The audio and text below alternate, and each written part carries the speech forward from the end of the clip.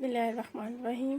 السلام علیکم بچوں، کیسے ہیں آپ سب لوگ؟ یقیناً آپ نے بحر اقیانوس کی جو روئیں ہیں ان کو پریپیئر کر لیا ہوگا۔ آج ہم کریں گے بحر الکاہل کی روئیں۔ تو بحر الکاہل کی روئیں بھی بالکل اسی طرح سے ہیں جیسے بحر اقیانوس کی روئیں ہم نے پڑھی تھیں۔ بحر الکاہل کے مشرق میں شمالی امریکہ اور مغرب میں ایشیا اور آسٹریلیا ہیں، اور شمالی امریکہ کے نیچے جنوبی امریکہ۔ شمالی استوائی روئیں جب ہم پڑھیں گے تو وہ براعظم شمالی امریکہ اور ایشیا کے درمیان میں ہمیں چلتی ہوئی نظر آئیں گی۔ تو ان کا نظام بالکل ویسا ہی ہے جیسا بحر اقیانوس کا ہے، لیکن صرف فرق یہ پڑتا ہے کہ بر اعظمی جو بناوٹ ہے بر اعظموں کی، اس سے ان کے درمیان تھوڑا سا فرق پڑتا ہے۔ تو شمال مشرقی اور جنوب مشرقی تجارتی ہوائیں شمالی اور جنوبی استوائی رو پیدا کرتی ہیں جو مشرق سے مغرب کی طرف چلتی ہے۔ تو شمالی استوائی رو سب سے پہلی رو ہے، یہ جزیرہ فلپائن، یہ آپ نے لکھنا ہے کہ خط استوا کے ساتھ ساتھ مشرق سے مغرب کی طرف یوں چلتی ہے، اور جب یہ جزیرہ فلپائن سے ٹکرا کر مڑ جاتی ہے، یہاں تک آپ نے لکھنا ہے، یہاں تک آپ لکھیں گے اسے، پھر یہاں پر آپ لکھیں گے آگے آگے آپ اس کا نام لکھ دیں گے کیوروشو کی رو، ٹھیک ہے۔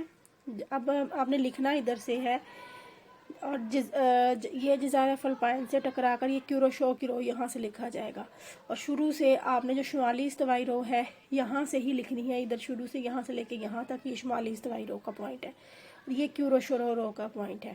یعنی یہ جب رو مشرق سے مغرب کی طرف چلتی ہے تو جزائر فلپائن سے ٹکرا کر ایک جاپان کے گرد چلی جاتی ہے، یہ جاپان ہے، یہاں پر یہ کیوروشو کی رو کہلاتی ہے۔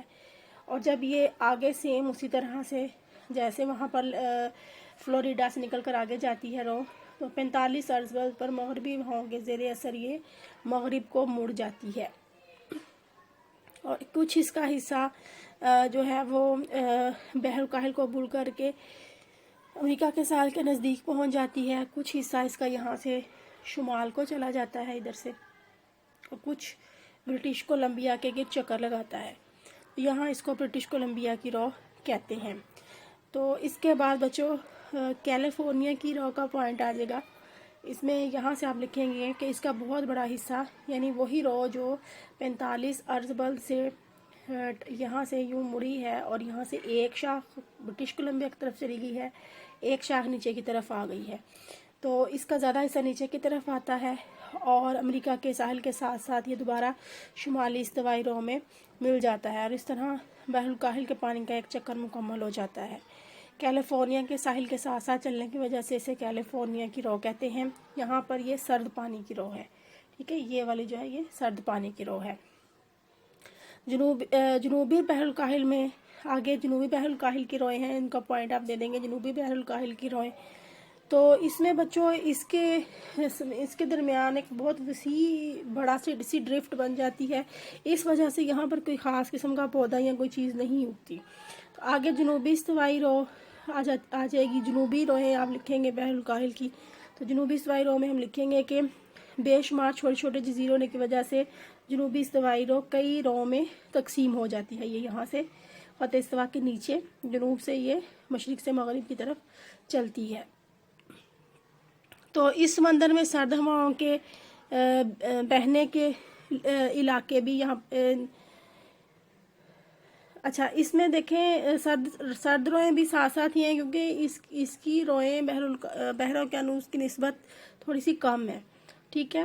تو یہ بہت سی شاخیں جب جنوب کی طرف جاتی ہیں جنوبی امریکہ کے ساحل کے نزدیک پہنچ جاتی ہیں، ٹھیک ہے، یہاں سے یہ شمال کی طرف مڑی، یہاں سے جزائر سے ٹکرا کر کے جنوبی امریکہ تک پہنچ جاتی ہیں، اور جب جنوبی امریکہ تک پہنچتی ہیں تو ایک رو مغربی ساحل کے ساتھ ساتھ شمال کی طرف بہتی ہے، ٹھیک ہے، یہ شمال کی طرف بہتی ہے، اسے پیرو کی رو کہتے ہیں، یہ سرد پانی کی رو ہے۔ پیرو کا ساحلی علاقہ بارش کم ہونے کی وجہ سے خشک ہے، اور آخر کا پیرو کی رو جنوبی استوائی رو سے مل کر دوبارہ چکر بناتی ہے، ٹھیک ہے، یہاں سے یہ پیرو کی رو کہلاتی ہے۔ तो इसके बाद बच्चों सर्द पानी की जो रोएं हैं वो आबना बेरिंग से एक सर्द पानी की रो जज़ीरा जापान की तरफ आती है और क्यूरोशो के अंदर बहती है। इसे कमचटका की रो कहते हैं। इसके ऊपर आप कमचटका की रो लिख दें पॉइंट, ये क्वेश्चन भी आता है कमचटका की रो, ठीक है। इस समंदर में सर्द रोएं जो हैं वो यहाँ से आबना बेरिंग से एक नीचे की तरफ आती है और यहाँ पर जब ये जापान के करीब पहुँचती है इस तरफ तो ये कमचटका की रो कहलाती है।